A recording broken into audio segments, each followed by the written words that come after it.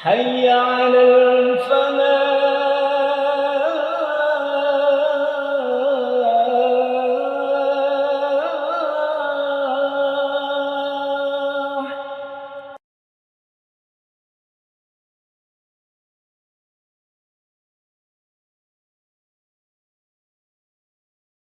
Assalamualaikum warahmatullahi wabarakatuh. Alhamdulillahi rabbil alamin. Wa bihi nasta'inu ala umuri dunya waddin. Asyhadu an la ilaha illallah ilahul awwalin wal akhirin. Wa asyhadu anna Muhammadar Rasulullah khatamul anbiya'i wal mursalin. Allahumma salli wa sallim wa barik ala nabiyyina Muhammadin wa ala alihi wa ashabihi ajma'in, amma ba'd. Wa qala Allah subhanahu wa ta'ala fi ayatihi, a'udzu billahi minasyaitonir rajim, ya ayyuhalladzina amanu ittaqullaha haqqa tuqatih wa la tamutunna illa wa antum muslimun. Wa qala Rasulullah sallallahu alaihi wasallam fi haditsih, ittaqillaha haitsu ma kunta wa adbi sayyi'atal hasanata tamhuha wa khaliqin nasa bi khuluqin hasan. Rawahu Tirmidzi wa qala haditsun hasanun sahih. Yang kami hormati, yang kami muliakan, seluruh hadirin wal hadirat jamaah salat subuh Masjid Al-Falah Surabaya yang berbahagia. Puji syukur alhamdulillah, pagi hari ini kita masih bisa bersama-sama ibadah. Dengan kita melaksanakan sahur, kemudian kita lanjutkan dengan ibadah-ibadah yang lain. Termasuk sesaat yang lalu kita tegakkan sholat subuh dengan berjamaah. Maka mudah-mudahan kita dijauhkan oleh Allah dari kemunafikan. Mudah-mudahan pula kita kelak diselamatkan dari neraka, dan mudah-mudahan pula kita mendapati pahala yang banyak. Sebagaimana janji baginda Nabi disebutkan dalam hadis riwayat Imam Muslim, wa man shalla subha fi jama'atin faka'annama shalla laila kullah. Dan barang siapa yang sholat subuh dengan berjamaah, maka baginya pahala sholat semalam suntuk. Mudah-mudahan kita semakin bersyukur dan mudah-mudahan kita semakin istiqomah untuk beramal baik dalam rangka menuai banyak pahala serta ampunan Allah Subhanahu wa taala. Allahumma amin. Tidak lupa kita bersolawat untuk Nabi. Salawatullahi wassalamuhu alaihi. Imam sekaligus tauladan kita. Kita beragama di belakang beliau. Kita belajar untuk mengenal beliau dan ajaran beliau. Maka marilah kita amalkan sekuat tenaga kita. Mudah-mudahan kelak di akhirat kita diberikan syafaat beliau dan kita diajak oleh beliau masuk ke dalam surga. Allahumma amin. Bapak Ibu yang berbahagia, melanjutkan rutinan kita majlisan dari kitab At-Tadhkirah bi Ahwalil Mauti wa Umuril Akhirah, karya dari Imam Al-Qurtubi, ensiklopedia hari kiamat di setiap Sabtu subuh yang ketiga pada bulan yang lalu, yaitu bulan Sya'ban atau di Februari 2025, kita bersama-sama ngaji tentang persaksian anggota badan atau organ tubuh terhadap setiap orang, dan juga persaksian para nabi beserta umatnya. Dan semuanya ini dalam rangka untuk peringatan agar umatnya Nabi Muhammad, kita semuanya umat akhir zaman ini betul-betul bisa berhati-hati, sehingga apapun itu nanti bakal bisa bersaksi di hadapan Allah Subhanahu wa taala. Mudah-mudahan persaksiannya untuk kita adalah pembelaan, bukan sebaliknya menjadi pemberat atau bumerang. Pagi hari ini kita akan belajar tentang hukuman bagi yang tidak berzakat. Hukuman bagi yang tidak berzakat disampaikan oleh Imam Qurtubi, kelanjutan dari persaksian anggota badan pada hari kiamat. Zakat yang dimaksud di sini mutlaknya adalah zakat mal atau zakat harta benda, Bapak Ibu. Dan mari untuk kita introspeksi, artinya kita harus peka kalau memang harta kita ukuran atau nisabnya itu sudah sampai pada hitungan dan kepemilikan waktunya, haulnya itu sudah sampai 1 tahun hijriyah atau qamariyah untuk kita laksanakan zakat tersebut agar kita benar-benar bisa menaikkan tugas wajiban kita sebagai hamba Allah sehingga kita bisa bebas atau keluar dari hukuman ini. Disampaikan di kitab ada sebuah hadis yang sahih didawuhkan oleh baginda Nabi sebagaimana tertera dalam riwayatnya Imam Muslim. Kata beliau sallallahu alaihi wasallam sebagaimana diaturkan oleh Abu Hurairah radhiyallahu anhu. Hadis ini sahih, Nabi bersabda yang artinya, tidak ada seorang pun yang memiliki emas, demikian pula perak.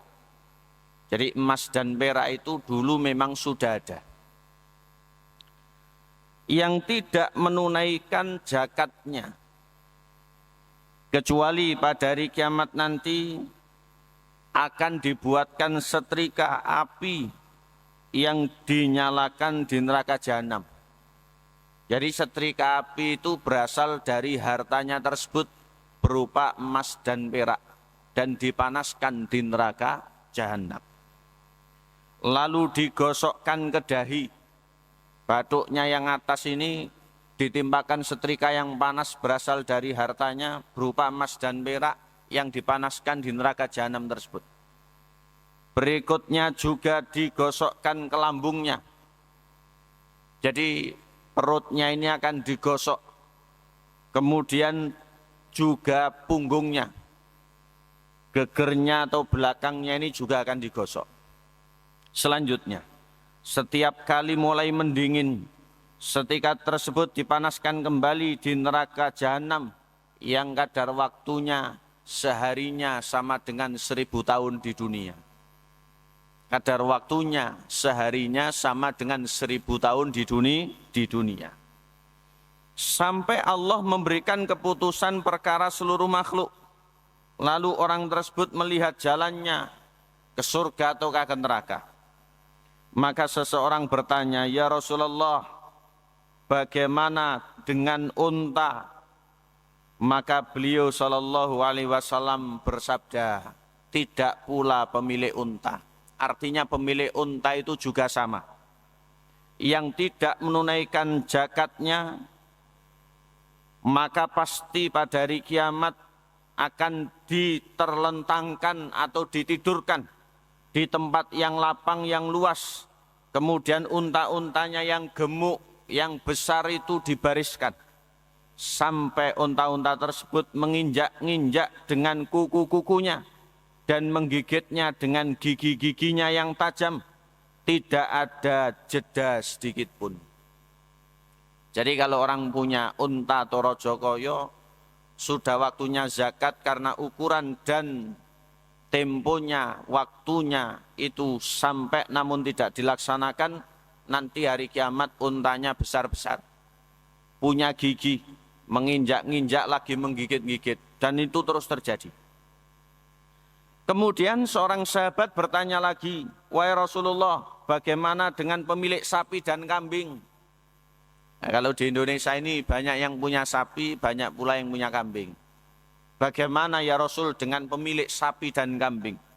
Maka beliau bersabda, begitu pula pemilik sapi dan kambing yang tidak melaksanakan zakat, nanti pada hari kiamat diterlentangkan atau dibaringkan, ditidurkan di tempat yang luas dan lapang. Hewan-hewan yang tidak dizakati itu sapi dan kambing. Sapinya berubah menjadi sapi yang gemuk. Sapinya yang tidak bertanduk, kambingnya juga akhirnya menjadi bertanduk. Kemudian tidak ada cacat sedikit pun, akan menginjak-injak, akan menanduk-nanduk, dan akan menggigitnya. dan itu terus bertubi-tubi sampai pada waktu yang ditentukan oleh Allah, yang satu harinya sama dengan 50.000 tahun di dunia. Dari apa yang didhawuhkan oleh Nabi Shallallahu Alaihi Wasallam, baginda Rasulullah, itu semakna dengan apa yang didhawuhkan oleh Allah pada surat At-Taubah. Allah mengingatkan kita. Kita lihat bersama. Ada satu ayat di surat ke-9 At-Taubah. Ayatnya nomor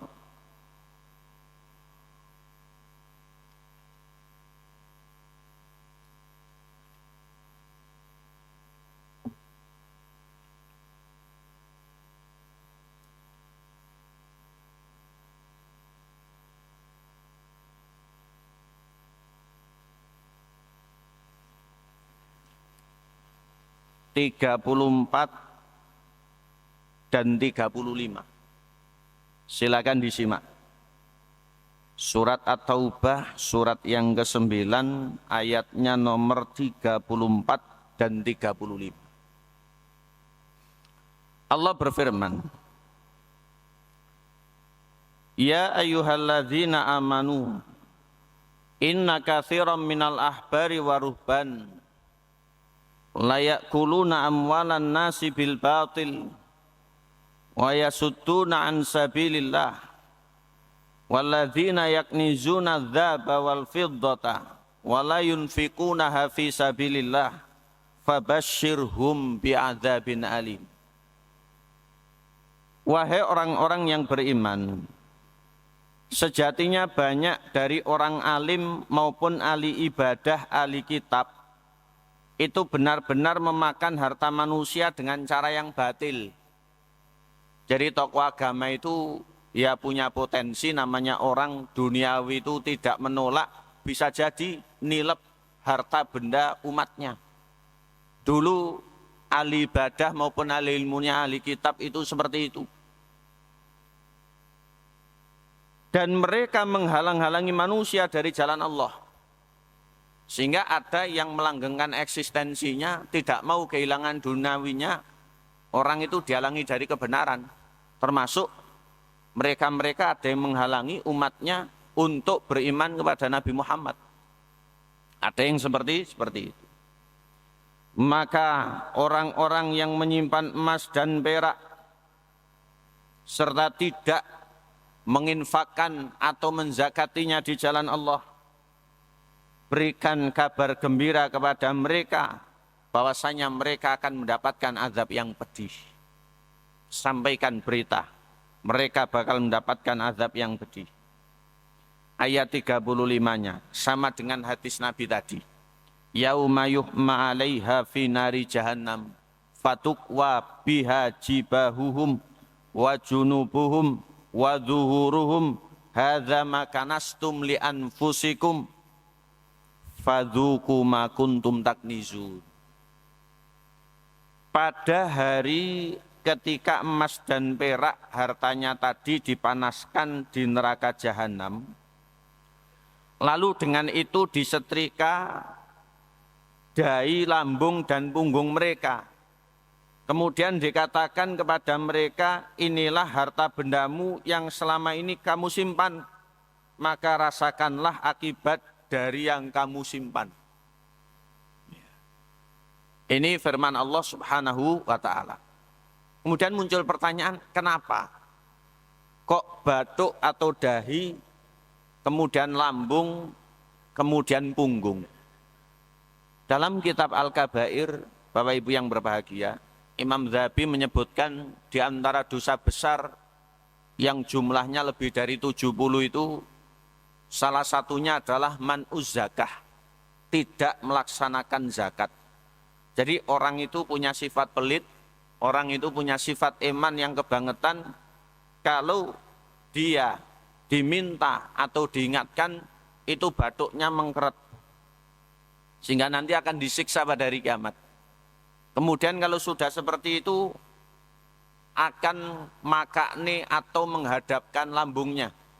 Kemudian yang terakhir baru dia berbalik dengan makakne atau menghadapkan punggungnya. Nah, inilah 3 sasaran yang nanti akan disiksa pada hari kiamat. Mudah-mudahan Allah memberikan kepada kita sifat loman atau dermawan, sifat sadar bahwasanya di antara apa yang kita miliki itu ada hak sebagian saudara-saudara kita. Selanjutnya, ada lagi dalam kitab disebutkan hukuman bagi orang yang tidak berzakat. Abu Hurairah radhiyallahu an beliau meriwayatkan kembali sebuah hadis. Diaturkan oleh baginda Nabi yang mulia sallallahu alaihi wasallam. Barang siapa yang diberikan oleh Allah harta, kemudian orang itu tidak berzakat, maka pada hari kiamat akan dijelmakan hartanya menjadi seekor ular. Jadi harta yang ditimbun-timbun selama ini zakatnya tidak dikeluarkan, padahal itu kewajiban, apalagi sedekah. Wajib saja tidak ditunaikan, apalagi yang sunnah. Maka hartanya itu akan dijelmakan atau dirupakan menjadi ular. Ular yang memiliki taring yang tajam serta kepala yang botak meling begitu. Nah, ini menurut para pakar. Ketika ular itu batuknya mengkilap, itu semakin mengerikan bisanya. Ini tidak perlu dicoba. Karena kita bukan pawang, kita juga tidak kebal. Nyawa itu hanya satu. Mari kita gunakan untuk ibadah, tidak usah nyoba. Jadi ular itu ketika batuknya meling itu tandanya malah semakin tajam bisanya. Maka ular tadi akan menjepit atau gubet yang bersangkutan, dililit. Kemudian kepalanya itu berada di depan orang tersebut yang tidak berzakat, mulutnya dibuka lebar-lebar, dipatuk, kemudian dimplok dan diuntal. Artinya dimakan secara total. Ini disyaratkan oleh Allah. Sebagaimana pada firman-Nya yang mulia surat Ali Imran ada ayat nomor 180. Sehingga hadis ini kata para ulama diriwayatkan oleh Imam Bukhari, juga diriwayatkan oleh ulama-ulama yang lain dalam rangka Nabi menggugah hati para sahabat serta mengancam kalau ada orang yang tidak mau berzakat. Jadi orang itu kalau bersedekah tidak menunggu kaya, tapi kalau berzakat menunggu ukurannya. Kita lihat Al-Quran surat Ali Imran surat ketiga ayat nomor 180. Ibu. Panjenengan bersani.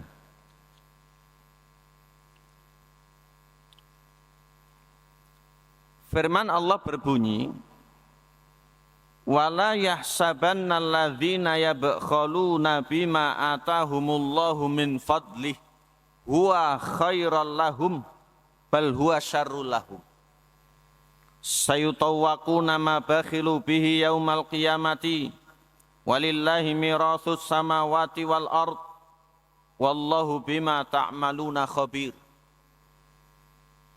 Jangan sekali-kali mengira orang-orang yang kikir terhadap apa yang diberikan oleh Allah, sehingga orang itu tidak mau berzakat, sedekah juga tidak mau, bahwasanya perbuatannya itu baik.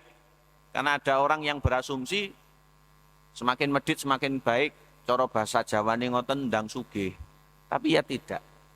Ya, karena semuanya itu adalah anugerah dari Allah Subhanahu wa taala. Malah justru harta ketika semakin ditunaikan kewajibannya itu semakin berkah, baik rasanya maupun keberadaan jumlahnya. Niku fakta.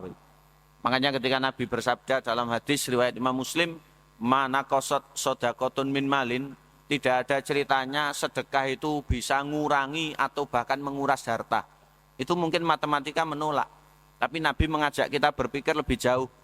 Tidak hanya yang sekarang saja, tapi nanti-nanti kita juga masih butuh. Sehingga kita ini terlebih di bulan yang mulia, bulan Ramadan seperti ini, untuk banyak kita ingat zakat, termasuk kalau belum sampai pada ukurannya kita ingat untuk banyak sedekah. Kembali pada ayat 180 Al-Quran surat Al-Imran. Kelak harta yang mereka simpan dengan kekirannya itu akan dikalungkan di lehernya pada hari kiamat. Ini Nabi mentafsirkan dalam hadis riwayat Imam Bukhari tadi, hartanya itu dijilmakan atau dirubah menjadi ular yang besar, yang punya taring, yang batuknya mengkilap. Bisanya itu sangat mandi sekali atau sangat mengerikan. Kemudian melilit, setelah itu menggigit dan memasukkan ke dalam perut atau dimakan yang bersangkutan tersebut oleh ular itu. Dan ular itu tiada lain adalah hartanya tadi. Maka kemudian Allah menutup firman-Nya, milik Allah lah apa-apa yang ada di langit maupun di bumi. Orang itu punya hanya dititipi oleh Allah, sehingga tidak boleh orang itu merasa memiliki segala-galanya. Hitam di atas putih itu formalitas. Pemilik yang hakiki semuanya ini adalah Allah. Dan itu sangat remeh sekali bagi Allah. Kemudian Allah menutup firman-Nya pula, dan Allah maha teliti terhadap apa yang kalian kerjakan.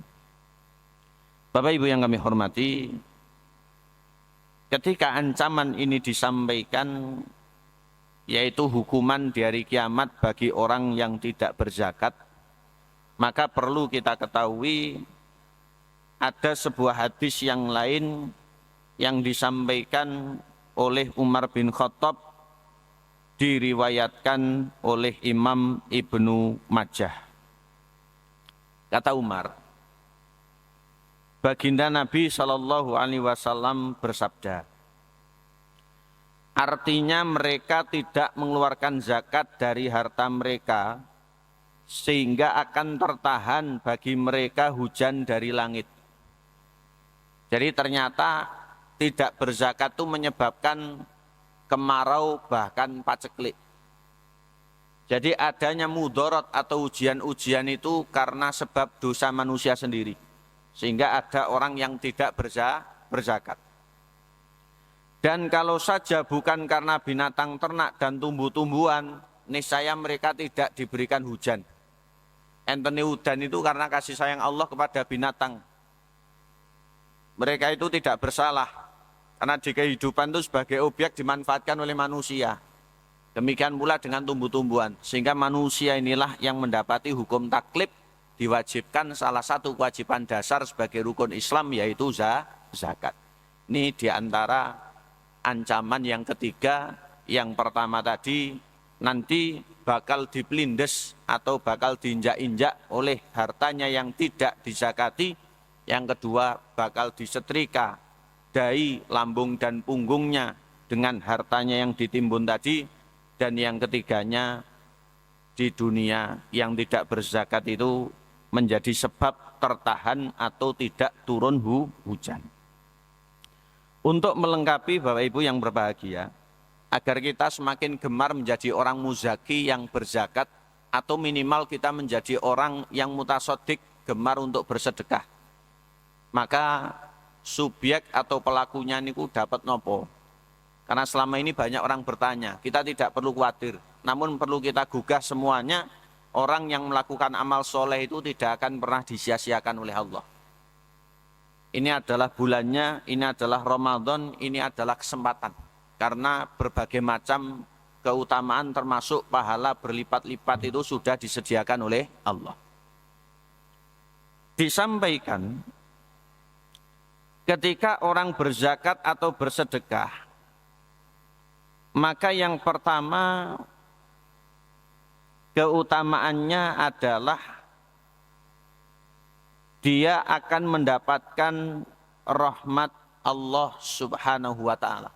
Dan rahmat Allah itu dambaan siapapun, rahmat Allah itu luas. Sehingga termasuk rahmat Allah itu adanya berkah. Termasuk rahmat Allah itu adanya pahala. Termasuk rahmat Allah itu adanya kemudahan untuk ibadah dengan istiqomah. Termasuk rahmat Allah itu adalah dengan rezeki yang luas. Termasuk rahmat Allah kelak hamba itu akan dimasukkan ke dalam surga dan banyak. Sehingga di dunia sampai di akhirat orang yang berzakat itu bakal mendapatkan rahmat Allah. Ada satu ayat Bapak Ibu yang berbahagia, Allah menyebutkan pada ayat 71 di surat yang berisi ancaman orang yang tidak berzakat dengan menimbun emas dan perak tadi. Jadi tadi ada surat At-Taubah ayat 34-35, sekarang ayat 71-nya. Silakan disimak. Ayat 71.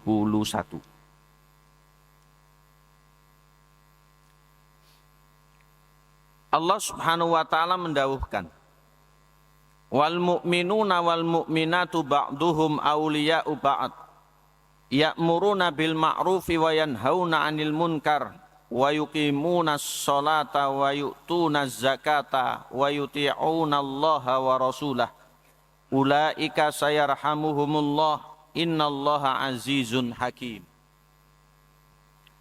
Wal mu'minuna, orang-orang laki-laki yang beriman, wal mu'minat, juga yang perempuan, ba'duhum awliya'u ba'd, mereka satu dengan yang lain itu saling tolong-menolong. Mereka kompak dan solid, memiliki hubungan dan ukhuwah. Ya'muruna bil ma'ruf, ciri-ciri mereka mengajak pada yang baik-baik. Wa yanhauna 'anil munkar, dan mereka mencegah dari yang buruk-buruk. Wa yuqimuna shalah, mereka menegakkan salat. Wa yu'tuna zakah, mereka menunaikan zakat. Jadi cirinya itu ada 4. Yang awal amar ma'ruf, kemudian nahi mungkar, kemudian salat, kemudian zakat. Ditambah 2 ciri berikutnya. Wa yuti'una Allaha wa rasulah, mereka selalu taat Allah dan taat Rasul. Taat Allah, taat Rasul, nggih purun amar ma'ruf, purun nahi mungkar, purun pula salat, purun pula zakat. Kalau tidak taat pada Allah, tidak taat Rasul, mboten saged. Orang itu tidak akan mau, hadirin sekali. Maka kemudian Allah menjanjikan ulaika, mereka itu sayarhamuhumullah, bakal dirahmati oleh Allah. Sehingga dengan kita berzakat, kita bakal dapat rahmat. Dengan kita sholat, juga bakal dapat. Dengan kita amar ma'ruf, nahi mungkar, juga bakal dapat. Kita taat pada Allah dan Rasul, juga bakal dapat. Kemudian Allah menutup firman-Nya, innallaha azizun hakim, sejatinya Allah itu adalah zat yang maha perkasa, lagi maha mulia. Jadi yang pertama, dengan berzakat ini akan mendapatkan rahmat Allah. Yang kedua, di antara keutamaannya, orang yang berzakat, orang yang memberikan atau mengeluarkan hartanya, termasuk orang yang bersedekah itu membersihkan jiwanya. Dia ini berusaha untuk membersihkan jiwa. Maksud membersihkan jiwa ini apa? Membersihkan dari segala bentuk sifat-sifat yang tidak baik. Karena manusia punya sifat tamak, dengan berbagi dibersihkan. Manusia punya sifat pelit, dengan berbagi juga dibersihkan. Manusia punya sifat sombong, punya sifat gaya, dengan berbagi itu dibersihkan. Makanya ketika ada perintah zakat di ayat 103 surat yang sama sebagaimana tadi surat At-Taubah, Allah menyebutkan khud min amwalihim sodakotan, nanti ada lafaz tutahhiruhum wa tuzakkihim biha, itu membersihkan sekaligus menyucikan. Tujuannya itu seperti itu, karena manusia itu punya potensi buruk. Bahkan Ibnu Abbas dalam hadis riwayat Imam Muslim mengaturkan tentang zakat fitrah ketika Rasulullah mewajibkan sekian di nanti menjelang hari raya yang akan kita distribusikan, maka salah satu fungsinya adalah tuhrotan lis-shaimi, sebagai bentuk penyucian bagi orang yang berpuasa. Maka mari untuk ini kita galakkan agar kita semakin bersih, kita semakin suci. Yang ketiga, Ibu, dengan berzakat berikutnya, akan menjadi sebab kokohnya kedudukan umat ini di muka bumi. Karena kalau kita lihat, zakat itu adalah ibadah yang melibatkan materi.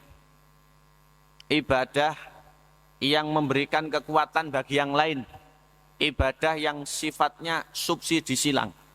Ibadah ini adalah ibadah yang betul-betul besar, karena dulu di zaman Nabi termasuk salah satu poros atau soko gurunya ekonomi. Jadi orang yang punya itu menyalurkan kepada yang berhak menerima. Dan seperti itu terus siklusnya. Makanya di posisi manapun kita ini tetap untuk berbagi atau bersedekah, tapi di posisi ada kita wajib untuk berzakat.